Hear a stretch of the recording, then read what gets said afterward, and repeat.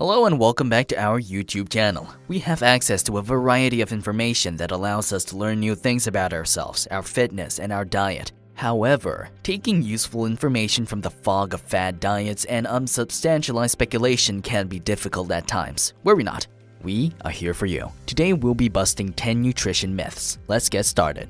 Number 10. Eggs are bad for your heart. This is one of those urban legends that exists because it makes logical sense. As the old saying goes, you are what you eat. Eggs contain cholesterol, thus they should raise blood cholesterol levels, right? Well, no, not really. Although eggs do contain cholesterol, and high blood cholesterol is linked to cardiovascular disease, dietary cholesterol has only a minor impact on blood cholesterol levels. Your liver creates significantly more cholesterol each day than you can consume through food, and it limits its production when there is a lot of dietary cholesterol present. Other dietary components such as trans fats, certain saturated fats, and excessive levels of sugar have a much higher impact on blood cholesterol than cholesterol itself, so focus on lowering these would be a good place to start if you want to lower your cholesterol levels. Number 9. Whole grain foods are good for everyone.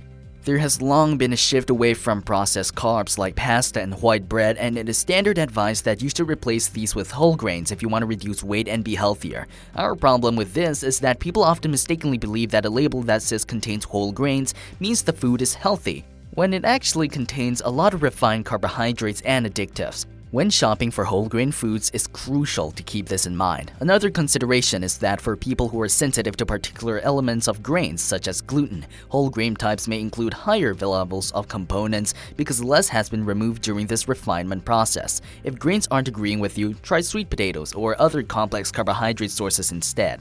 Number 8. All fats are bad. Thankfully, despite the fact that it has taken some time, more and more studies and awareness is highlighting the health benefits of particular fats, such as the monounsaturates present in olive oil. Individual sensitivity to fats is influenced by genetics, and while some fats are universally undesirable, such as trans fat and lipids oxidized at high temperatures, many people can tolerate saturated fats from whole food sources rather well. Many of these foods, such as organic meats, also contain fat-soluble vitamins like A, D, and K, which are beneficial to the body. Dietary fats are a complex array of chemicals. Therefore, categorizing them entirely as healthy or bad is a mistake. It's critical to focus on meals that your body needs and can tolerate for best health, and your lifestyle as well as your genetics can help you make these decisions. Number 7. You need to starve yourself to lose weight. Calorie counting or a restrictive diet has quickly become obsolete as those who are starving themselves during the day and carefully reading labels discover that the difficulty of sticking to such a diet outweigh the possible benefits. The truth is that severe calorie counting can cause you to miss out on nutrients that your body needs to function properly. Carbohydrates and lipids have both been victims of this, with both being fully eliminated from diets in an attempt to lose weight, but a complete lack of it either can lead to hormonal issues in the long run. While cutting your calorie intake to less than what you burn throughout the day is certainly important for weight loss, there are more sustainable options than constantly feeling hungry. Eat when you're hungry for long-term, sustainable weight loss, but focus on meals that will make you feel full, like as those high in fiber and protein rather than stressing over the calorie count. Number 6. Carbs at night make you fat. When you think about it, this one may seem obvious, but the body doesn't always behave the way we expect it to. The myth goes that if you eat carbs late at night when you're not active, your body won't be able to burn them and will instead store them as fat. This is false for several reasons. Due to the multiple regulatory processes that occur during sleep, your body's resting metabolic rate at night is actually fairly similar to that of the day. Second, if you exercise hard throughout the day, your metabolism will be elevated all night while your body repairs itself and restores fuel supplies. Remember that your body creates muscle at rest, not during exercise, and that this is an energy-intensive process that occurs at all times of the day.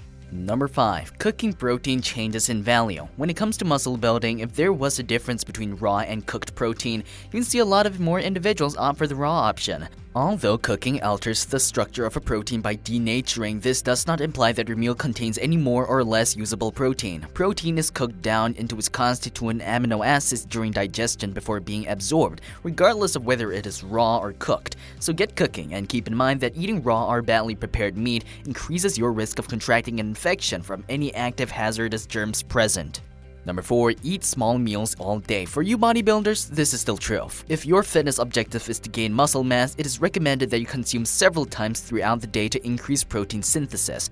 There is no evidence that eating short meals assists you to absorb more nutrients than eating the standard breakfast, lunch, and dinner. The truth is that you'll almost certainly consume the same number of calories throughout the day but at different times. While some people like tiny meals because it is easier on the mind or because they don't want to feel too full, the total amount of food consumed throughout the day is far more essential than how these meals are divided. Number 3. Nutrition labels are always accurate. Nutrition facts labels, unfortunately, are not always accurate. For starters, the law allows for a 20% margin of error between the declared and actual value of nutrients. In truth, a 100-calorie pack might conceivably contain up to 120 calories while still remaining legal. The same margin of error applies to other nutrients, which is bad news for diabetics who manage their carb intake, those with high blood pressure who check their sodium intake, and mothers who want to increase the iron content of their newborn's diets. The FDA has never devised a systematic random label auditing mechanism, and food producers are supposed to follow the law on their own.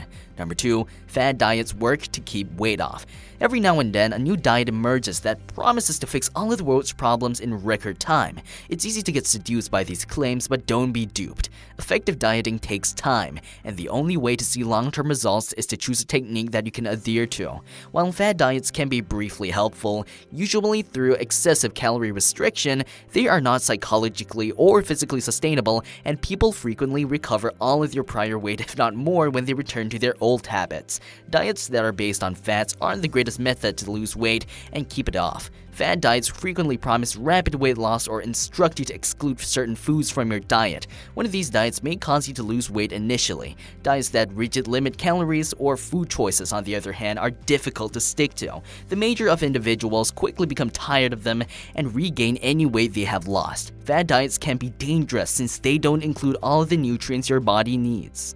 Number 1. Low fat is better. Fats, particularly saturated fats, have been held up as the scapegoat for a variety of diet-related ailments, particularly heart disease, for decades. We're finding more and more that it's not that straightforward, and that much of the anti-fat narrative is based on faulty evidence. A number of systematic reviews and meta-analysis, the gold standard of scientific evidence that analyzes all well-conducted research on a topic, published in the British Medical Journal, recently found there was no link between saturated fat consumption and coronary heart disease. Because fat has a high calorie content, it's crucial to keep track of your intake if you're worried about gaining weight. Low-fat items, on the other hand, aren't always the best option, as many of them replace fat with artificial additives and sugar, which might have negative health consequences. Furthermore, sugar calories can quickly accumulate, thwarting your weight loss efforts.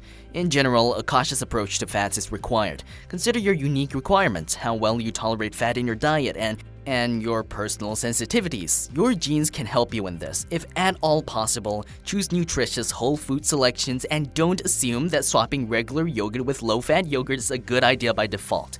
Did you find this video useful? Have you ever believed in such myths? Thank you for joining us today. See ya!